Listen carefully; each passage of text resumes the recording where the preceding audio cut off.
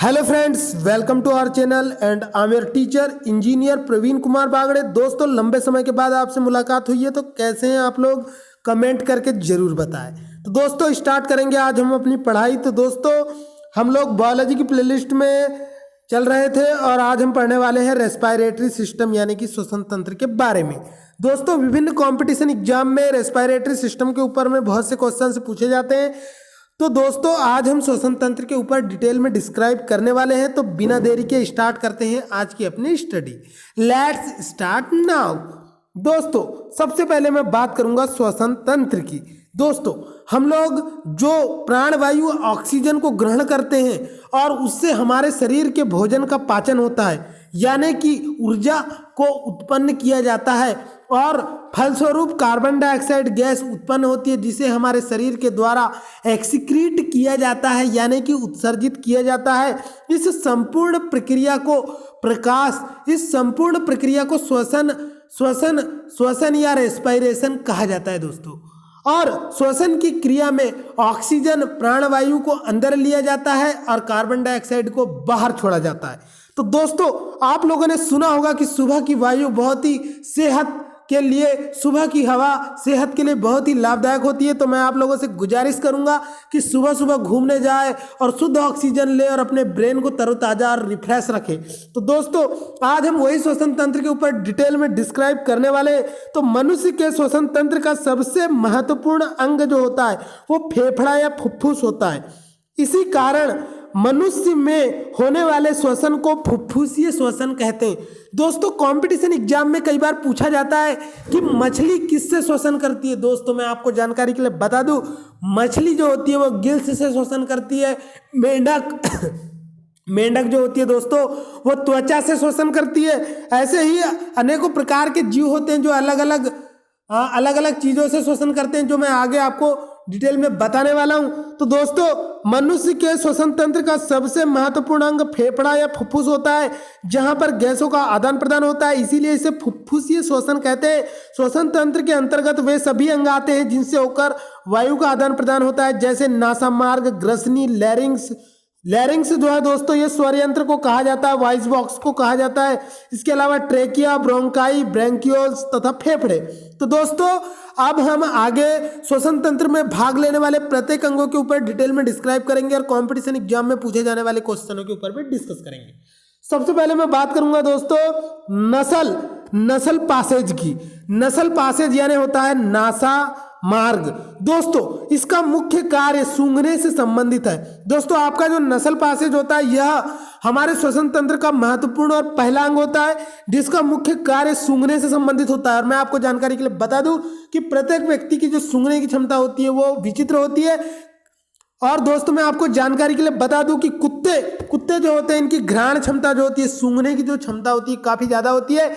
इसीलिए किसी के घर चिकन या फिर मछली अगर खाना खाने के बाद बचकर फेंक दी जाती है तो थोड़ी देर में ही कुत्ते जमा हो जाते हैं दोस्तों, क्योंकि उनकी सूंघने की क्षमता जो होती है काफी ज्यादा तेज होती है। और आप लोगों ने देखा होगा एंटी टेररिस्ट स्क्वाड वाले जो होते हैं, आर्मी वाले, पुलिस वाले जो होते हैं, उनके पास स्पेशल ट्रेनिंग वाले कुत्ते होते हैं दोस्तों, जो खूनी का पता लगाने के लिए और क्राइम की इन्वेस्टिगेशन में यूज किए जाते हैं। तो दोस्तों, ये जो नासा मार्ग जो होता है, नसल पैसेज, ये कुत्तों का काफी ज्यादा डेवलप और एडवांस होता है दोस्तों। इस कारण इनका कार्य जो है सूंघने में बहुत ज्यादा एक्सपर्ट होते हैं। इसके अलावा दोस्तों, श्वसन नाल के द्वार का भी कार्य करता है। ये हमारे श्वसन नाल के द्वार का भी कार्य करता है।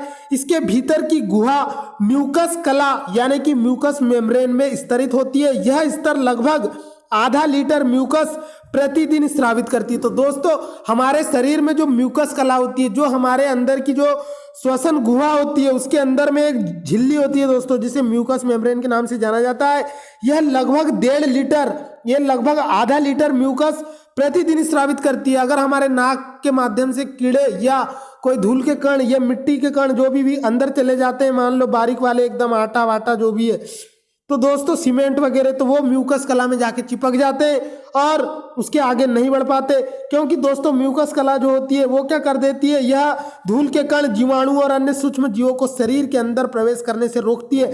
तो दोस्तों कंपटीशन एग्जाम में पूछा जाता है कि मनुष्य के सूंघने से संबंधित जो कार्य है वो श्वसन तंत्र का कौन सा अंग करता है, तो वो नसल पासेज या नासा मार्ग करता है। इसके अलावा दूसरा क्वेश्चन ये पूछा जा सकता है दोस्तों कि मनुष्य के श्वसन तंत्र में वह कौन सा अंग है जो शरीर के अंदर सूक्ष्म कण, धूल के कण, जीवाणु या अन्य सूक्ष्म जीवों को शरीर के अंदर जाने से रोकता है। तो वह जो अंग होता है दोस्तों वो म्यूकस मेम्ब्रेन होती है, जो कि हमारे शरीर में आधा लीटर प्रतिदिन स्रावित होती है और यह शरीर में जाने वाली वायु को नम और शरीर के ताप के बराबर क्या करती है दोस्तों, कोऑर्डिनेट करने का काम करती है, कोऑर्डिनेशन के लिए रिस्पॉन्सिबल होती है। तो दोस्तों अब हम आगे बढ़ते हैं, जाइएगा मत। अब बात करूंगा दोस्तों मैं ग्रसनी की। ग्रसनी का नाम आपने सुना होगा दोस्तों, आप लोगों ने डायग्राम में भी ग्रसनी को देखा होगा दोस्तों। ग्रसनी जो होती है यह हमारे शरीर में नासा गुहा के ठीक पीछे स्थित होती है। तो सभी लोग आप अपने गले में देख सकते हैं, हमारे नाक के पीछे में जो अंदर में जो भाग होता है उसे ही हम क्या कहते हैं, नासा गुहा के पीछे जो होती है वो ग्रसनी होती है, जिसे हम फैरिंक्स कहते हैं दोस्तों। इसके अलावा इसके बाद में जो होता है दोस्तों उसे लैरिंग्स या स्वर यंत्र कहते हैं। तो आप लोगों ने स्वर यंत्र का नाम सुना होगा दोस्तों, जिसे लैरिंग्स कहते हैं। इसे वॉइस बॉक्स के नाम से भी जाना जाता है। श्वसन मार्ग का वह भाग जो ग्रसनी को ट्रेकिया से जोड़ता है।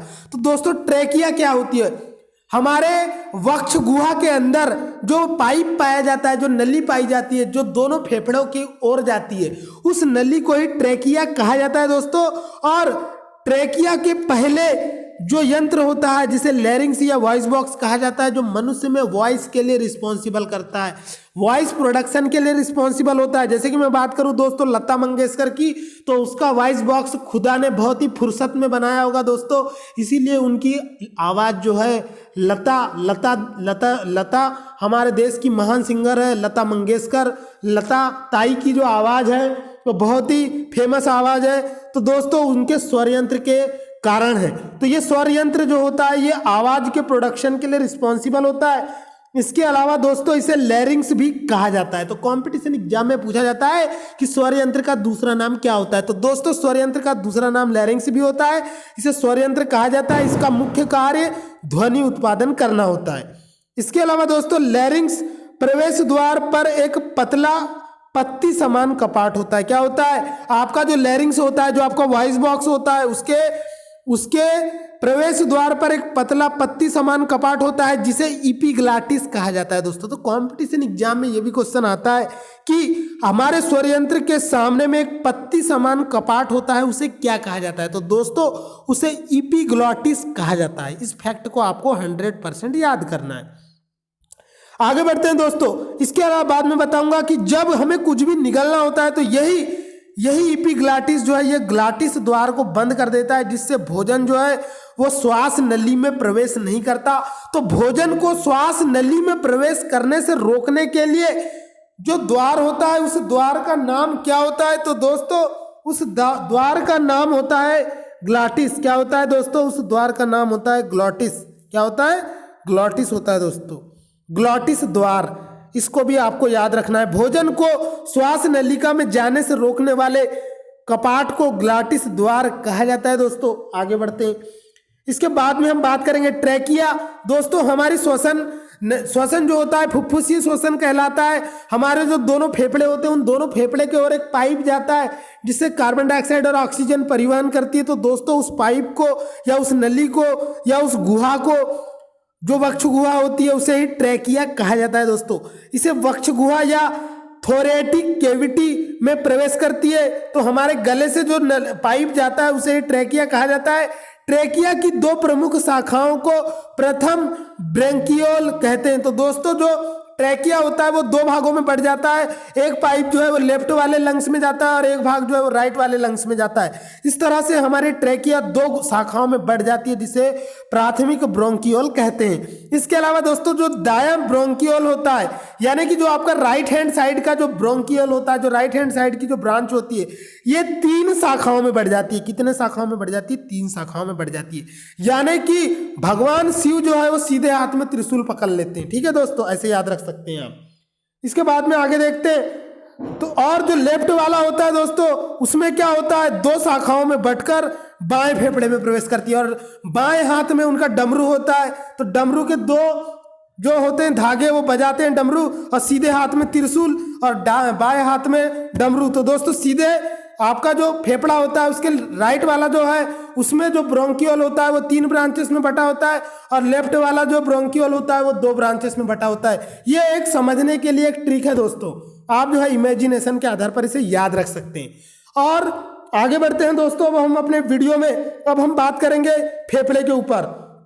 दोस्तों फेफड़ा क्या होता है, तो दोस्तों फेफड़ा हमारा जो श्वसन है वो क्या होता है, हमारा जो श्वसन है वो लंग्स की सहायता से होता है, इसीलिए हमारे मनुष्य में होने वाले श्वसन को फुफ्फुसी श्वसन कहा जाता है।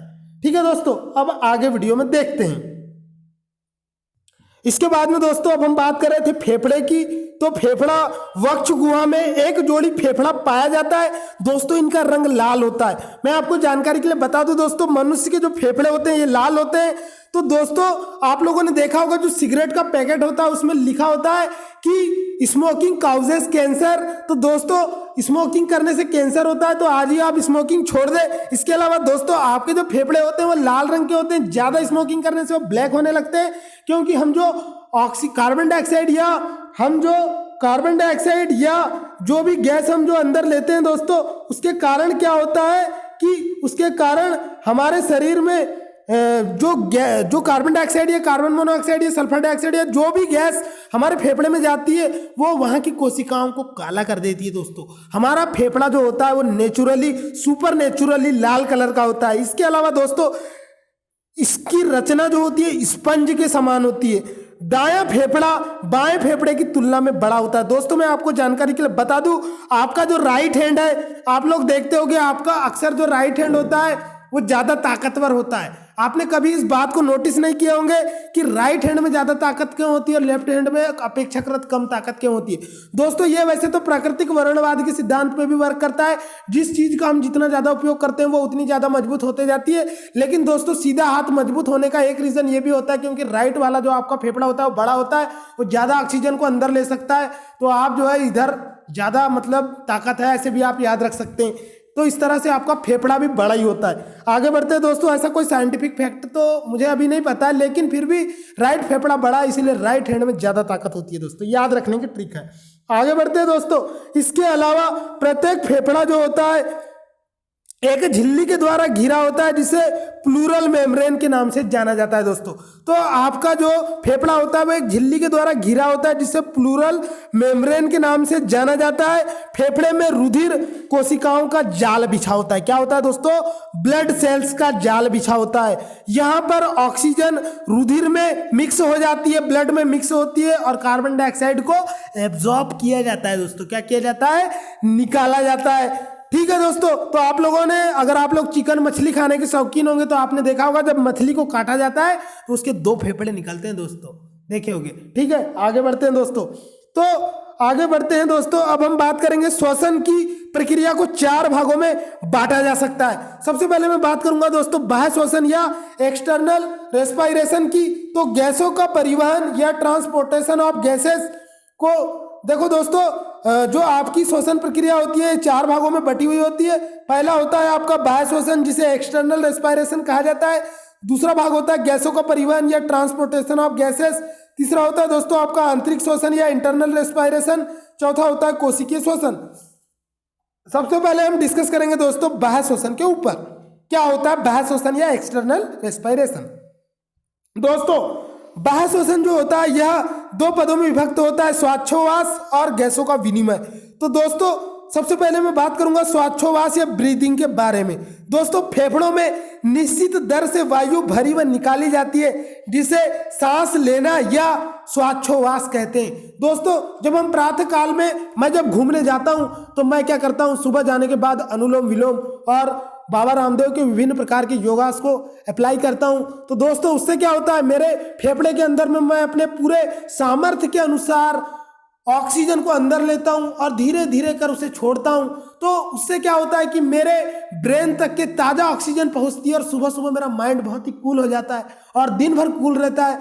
तो दोस्तों क्या होता है कि जब हम ऑक्सीजन गैस को अंदर लेते हैं तो और फेफड़ों में निश्चित दर में वायु भरी जाती है और निकाली जाती है, तो उसे भी क्या कहा जाता है दोस्तों? स्वाच्छावास। स्वाच्छावास कहा जाता है। क्या कहा जाता है? स्वाच्छावास। तो दोस्तों स्वाच्छावास तो हम 24 घंटे कर रहे हैं, जीवन पर्यंत कर रहे हैं, लेकिन इसको फील करने का जो टाइम होता है दोस्तों वो मॉर्निंग होता है। बेस्ट टाइम होता है मॉर्निंग। ओके दोस्तों, तो दोस्तों यही होता है मेडिटेशन। मेडिटेशन का मतलब ये होता है ध्यान लगाओ, मन को कूल रखो और अपनी सभी इंद्रियों को कंट्रोल करने की कोशिश करो। दोस्तों इसमें श्वास का बहुत ही महत्वपूर्ण योगदान होता है। तो हमारे फेफड़ों में निश्चित दर में वायु को भरना और निकालना ही श्वास लेना या श्वासोच्छ्वास कहलाता है। आगे बढ़ते हैं दोस्तों, श्वासोच्छ्वास की क्रियाविधि, मैकेनिज्म ऑफ ब्रीदिंग के बारे में पढ़ेंगे। तो दोस्तों सबसे पहले मैं बात करूंगा निःश्वसन या इंस्पायरेशन के बारे में। दोस्तों इस अवस्था में वायु वातावरण से वायु पथ द्वारा फेफड़ों में प्रवेश करती है, यानी कि इंस्पिरेशन होती है, जिससे वक्ष गुहा का आयतन बढ़ जाता है। आपकी जो छाती होती है दोस्तों वो फूल जाती है, क्योंकि आपके फेफड़ों में हवा चली जाती है एवं फेफड़ों में एक निम्न दाब का निर्माण हो जाता है, जिससे वायु वातावरण से फेफड़ों में प्रवेश करती है। इसके अलावा दोस्तों जब तक हवा प्रवेश करती है तब तक की वायु का दाब शरीर के भीतर एवं बाहर बराबर ना हो जाए। तो हमारे फेफड़े में एक दाब उत्पन्न होता है दोस्तों, निम्न दाब, जिसके कारण हम गैसों को अंदर लेते हैं। इसके अलावा दोस्तों अब हम बात करेंगे उच्छ्वसन की। उच्छ्वसन का मतलब होता है एक्सपायरेशन। तो दोस्तों इंस्पायरेशन का मतलब होता है श्वास को अंदर लेना या निःश्वसन, और उच्छ्वसन यानी होता है कि एक्सपायरेशन यानी गैस को बाहर निकालना, कार्बन डाइऑक्साइड को। तो इसमें श्वसन के पश्चात वायु उसी वायु पथ मार्ग के द्वारा फेफड़े से बाहर निकलकर श्वसन के पश्चात वायु उसी पथ मार्ग से फेफड़े से बाहर निकलकर वातावरण में पुनः लौट जाती है। इससे क्या होता है कि हमारा शरीर का जो फेफड़ा है उसका आयतन घट जाता है। दोस्तों आप लोगों ने देखा होगा पुलिस की एग्जाम होती है, आर्मी के सिलेक्शन होते हैं, फेफड़ा फुलाने बोला जाता है 82 सेंटीमीटर मैक्सिमम और मिनिमम 77। ओके दोस्तों आगे बढ़ते हैं, यानी 5 सेंटीमीटर का आपका फुलाव होना चाहिए। तो दोस्तों अगर आप आर्मी में जाना चाहते हैं या पुलिस में जाना चाहते हैं तो मैं आप लोगों के लिए सलाह देना चाहूँगा कि रोज़ सुबह जाए और कम से कम 5 किलोमीटर रनिंग करें, और साथ में रात में सोने के पहले 1 गिलास गर्म दूध हल्दी डाल के जरूर पिए। उससे आपकी हड्डियों की विकास अच्छा होगा। आगे बढ़ते हैं दोस्तों, क्योंकि दौड़ लगाने से हड्डियों में दर्द भी होता है। आगे बढ़ते हैं, अब हम बात करेंगे दोस्तों श्वासोच्छ्वास में वायु का संगठन। दोस्तों हम जो ऑक्सीजन या प्राणवायु अंदर लेते हैं तो क्या उसमें 100% ऑक्सीजन होती है? नहीं होती। दोस्तों वातावरण या वायुमंडल की डेफिनेशन ही है कि वातावरण में विभिन्न गैसों का संगठन वायुमंडल या एरोस्फीयर कहलाता है। तो दोस्तों जब हम प्राणवायु ऑक्सीजन को श्वसन के द्वारा अंदर लेते हैं तो उसमें भी 78.09% नाइट्रोजन अंदर जाती है, 21% ऑक्सीजन जाती है और 0.03% कार्बन डाइऑक्साइड भी हमारे फेफड़े से अंदर चले जाती है। लेकिन परिवर्तन क्या होता है दोस्तों, हम जितनी नाइट्रोजन अंदर लेते हैं फेफड़े में उतनी बाहर भी कर देते हैं, लेकिन 4% ऑक्सीजन हमारा शरीर जो है वो एब्जॉर्ब कर लेता है और 17% को रिलीज कर देता है। और कार्बन डाइऑक्साइड जो है दोस्तों वो जो 4% हमने ऑक्सीजन एब्जॉर्ब किए थे दोस्तों वो 4% कार्बन डाइऑक्साइड में बदल जाती है। दोस्तों याद रखना इस फैक्ट को। आप जो ऑक्सीजन 21% अंदर लेते हैं श्वसन की क्रिया में, तो दोस्तों आप जो ऑक्सीजन 21% अंदर लेते हैं तो उससे क्या होता है कि जो आप 21% ऑक्सीजन अंदर लेते हैं दोस्तों तो उसमें क्या होता है कि 4% ऑक्सीजन जो है वो भोजन के पाचन में सहायक होती है और वो कार्बन डाइऑक्साइड में बदल जाती है। तो दोस्तों श्वास द्वारा लगभग 400 ml पानी प्रतिदिन हमारे शरीर से बाहर निकलता है। तो इस फैक्ट को भी आपको याद रखना है दोस्तों। ठीक है दोस्तों आगे बढ़ते हैं। इसके बाद में हम बात करेंगे गैसों का विनिमय, एक्सचेंज ऑफ गैसेस। तो दोस्तों गैसों का विनिमय फेफड़ों के अंदर होता है, यानी कि यह गैसीय विनिमय खुली अवस्था या विसरण प्रवणता डिफ्यूजन ग्रेडियंट के आधार पर साधारण विसरण के द्वारा होता है। इसके अलावा फेफड़ों में ऑक्सीजन तथा कार्बन डाइऑक्साइड गैसों का विसरण उनके दाबों के अंतर के कारण होता है। इन दोनों गैसों के विसरण की दिशा एक दूसरे के विपरीत होती है। इसके बाद में हम बात करेंगे दोस्तों गैसों का परिवहन। तो गैस का ऑक्सीजन एवं कार्बन डाइऑक्साइड फेफड़ों से शरीर की कोशिकाओं तक पहुंचना एवं पुनः फेफड़ों तक वापस आने की क्रिया को गैसों का परिवहन कहते हैं। इसके अलावा दोस्तों हमारे शरीर में ऑक्सीजन का परिवहन रुधिर में पाए जाने वाले लाल वर्णक लौह वर्णक हीमोग्लोबिन के कारण होता है। यह वही वर्णक होता है दोस्तों जिसमें लोहे की मात्रा पाई जाती है, और जिन लोगों में ब्लड की कमी होती है उनमें एनीमिया रोग पाया जाता है दोस्तों, और उन्हें पालक भाजी खाने का सलाह दी जाती है। इसके अलावा दोस्तों ऑक्सीजन का परिवहन रुधिर में पाए जाने वाले लाल वर्णक हीमोग्लोबिन के द्वारा होता है, और हमारे शरीर में हीमोग्लोबिन की कमी के कारण हमारे शरीर में एनीमिया रोग हो जाता है, जिसके कारण दोस्तों क्या होता है कि लोगों के तलवों में जलन होती है और बहुत सारी प्रॉब्लम्स क्रिएट होती है। आगे बढ़ते हैं दोस्तों, मैं आपको जानकारी के लिए बता दूं दोस्तों कि हमारे शरीर में कार्बन डाइऑक्साइड का परिवहन कोशिकाओं से फेफड़ों तक हीमोग्लोबिन के द्वारा ही होता है, यानी कि हीमोग्लोबिन के द्वारा भी होता है, और हीमोग्लोबिन के द्वारा 10 से 20% कार्बन डाइऑक्साइड का परिवहन होता है। इसके अलावा दोस्तों कार्बन डाइऑक्साइड का परिवहन रक्त परिसंचरण के अलावा अन्य प्रकार से भी होता है, जैसे प्लाज्मा में घुलकर। दोस्तों मैंने आपको बताया था कि ब्लड जो होता है 2 भागों से मिलकर बना होता है, प्लाज्मा और ब्लड कोशिकाएं से। तो प्लाज्मा जो होता है वो 60% होता है ब्लड का, और 40% जो होता है वो विभिन्न प्रकार की ब्लड सेल्स होती है, जैसे आरबीसी, डब्ल्यूबीसी और प्लेटलेट्स, जिनके बारे में मैंने प्रीवियस लेक्चर में पढ़ाया है। आप मेरे ब्लड ग्रुप वाले वीडियो में जाकर मेरा वीडियो देख सकते हैं। आगे बढ़ते हैं दोस्तों, इसके अलावा बाइकार्बोनेट्स के रूप में, तो दोस्तों बाइकार्बोनेट्स के रूप में भी कार्बन डाइऑक्साइड का परिवहन हमारे शरीर में शरीर की विभिन्न कोशिकाओं से फेफड़ों तक होता है। इसके अलावा दोस्तों यह रुधिर के पोटेशियम में सोडियम के साथ मिलकर पोटेशियम बाइकार्बोनेट तथा सोडियम बाइकार्बोनेट का निर्माण करता है। इसके अलावा दोस्तों बात करूंगा मैं आंतरिक श्वसन की, तो शरीर के अंदर रुधिर एवं ऊतक द्रव्य के बीच गैसीय विनिमय होता है, जिसे आंतरिक श्वसन कहते हैं। क्या होता है? शरीर के अंदर रुधिर एवं ऊतक द्रव्य के गैसीय विनिमय होता है, जिसे आंतरिक श्वसन कहते हैं। दोस्तों फेफड़ों में होने वाले गैसीय विनिमय को बाह्य श्वसन कहते हैं। इससे जब रुधिर ऑक्सी हीमोग्लोबिन कोशिकाओं में पहुंचता है तो ऑक्सीजन मुक्त होता है एवं खाद्य पदार्थों का ऑक्सीकरण होता है, जिससे क्या होता है दोस्तों, ऊर्जा विमुक्त होती है। मतलब कि जो हम ऑक्सीजन अंदर लेते हैं वो क्या करती है, भोजन को पचाती है, यानी खाद्य पदार्थों का ऑक्सीकरण करती है, जिससे क्या होता है, ऊर्जा विमुक्त होती है। इसके अलावा दोस्तों मैं बात करूंगा कोशिकीय श्वसन की, तो खाद्य पदार्थों के पाचन के फलस्वरूप प्राप्त ग्लूकोज। दोस्तों कोशिकीय श्वसन क्या होता है? दोस्तों श्वसन जो होता है 2 प्रकार का होता है। जो श्वसन में हम ऑक्सीजन अंदर लेते हैं वो हमारे शरीर में भोज्य पदार्थ का ऑक्सीकरण करती है। तो भोज्य पदार्थों का जो ऑक्सीकरण होता है ये 2 प्रकार का होता है। ऑक्सीजन युक्त जो श्वसन होता है उसे ऑक्सी श्वसन कहते हैं, और जो बिना ऑक्सीजन की उपस्थिति में होता है उसे अनाक्सी श्वसन कहते हैं। तो दोस्तों कोशिकीय श्वसन के ऊपर डिटेल में डिस्क्राइब करेंगे। तो दोस्तों कोशिकीय श्वसन जो होता है यह खाद्य पदार्थों के पाचन के फलस्वरूप प्राप्त ग्लूकोज का कोशिका में ऑक्सीजन द्वारा ऑक्सीकरण किया जाता है। इस क्रिया को कोशिकीय श्वसन कहा जाता है दोस्तों, यह रेस्पायरेशन कहा जाता है। तो दोस्तों आपका जो सेलुलर रेस्पायरेशन होता है, यह कोशिकीय श्वसन जो होता है यह 2 प्रकार का होता है, अनाक्सी श्वसन और ऑक्सी श्वसन।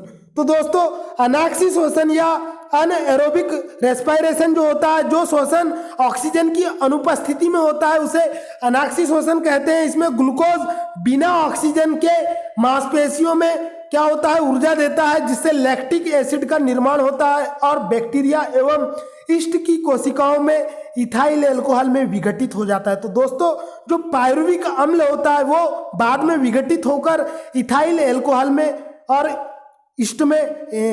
ईस्ट की कोशिकाओं में डिवाइड हो जाता है। इसे शर्करा किण्वन या शुगर फर्मेंटेशन भी कहते हैं। किण्वन यानी फर्मेंटेशन होता है दोस्तों। इसके अंतर्गत होने वाले संपूर्ण प्रक्रम को ग्लाइकोलिसिस कहते हैं। अनाक्सी श्वसन के अंत में जो पायरुविक अम्ल बनता है दोस्तों, यह जो होता है हमारे शरीर में दर्द के लिए रिस्पॉन्सिबल होता है। जैसे अगर आप ठंड के दिनों में अचानक से कभी ज्यादा काम कर लेते हैं या दौड़ लगा लेते हैं, तो आपकी जो पिंडलियां होती है, पैर के जो गोले होते हैं, वहां पर क्या होता है दोस्तों, आपकी हड्डी फीमर के नीचे में पिंडलियों में बहुत ज्यादा दर्द होता है और वहां दबाने में बहुत ज्यादा दर्द होता है। तो दोस्तों पायरुविक अम्ल के जमाव के कारण होता है।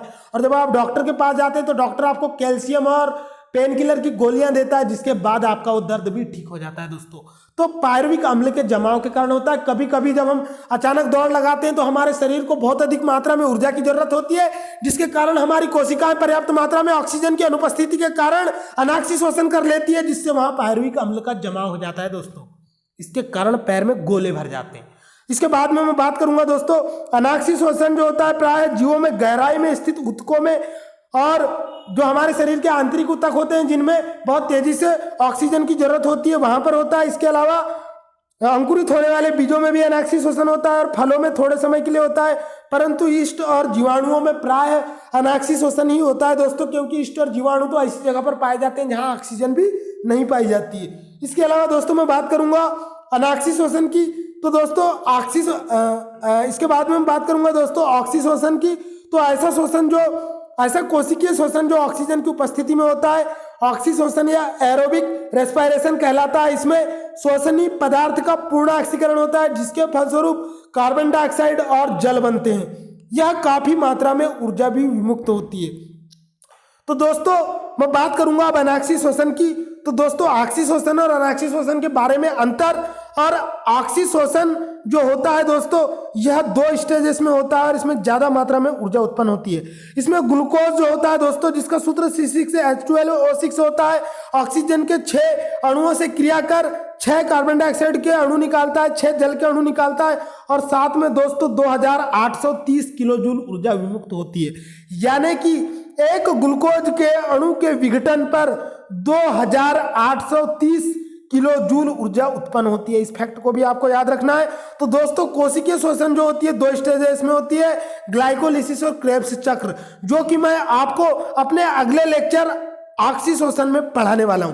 तो दोस्तों बने रहे मेरे चैनल पर और ऐसे ही धांसू और इंटरेस्टिंग और जोरदार वीडियो आते रहेंगे। अगर आपने मेरे इस चैनल को अब तक सब्सक्राइब नहीं किया है तो प्लीज सब्सक्राइब कर ले और बाजू वाले घंटी बटन को जरूर प्रेस करें। तो दोस्तों मिलते हैं ऐसे ही जोश और खरोश के साथ अगले वीडियो में। तब तक के लिए योगा करते रहे, मॉर्निंग वॉक पर जाते रहे, पढ़ाई करते रहे और हमारे चैनल को देखते रहे। तो शुक्रिया, खुदा हाफिज दोस्तों।